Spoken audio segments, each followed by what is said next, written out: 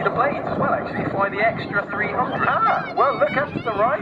So, let's say, Arthur, lead us through this for a moment, then we'll look for the first pass, and then we go back to Matt. So, Arthur, over to you. Absolutely. So, we can see the TUCANO there, the larger dark aircraft. It's a turboprop aeroplane, and you've got my blades on the left and right of his wings.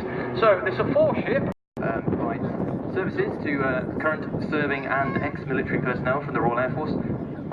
We're both sponsored by them, so the Blades and the TUCANO team have very proudly been sponsored by them this year. And if you look closely at the belly of the TUCANO aircraft now as it passes back in front of us, you may be able to notice on the belly of the aeroplane is the Royal Air Force Benevolent Funds logo. Here we go. An RAF rounder with the heart in the middle, and on the left and right wings you'll see 1919 and 2019 celebrating together 100 years of the Royal Air Force Benevolent Fund. I think last year the Royal Air Force Benevolent Fund supported 53,000 families, both serving Air Force members and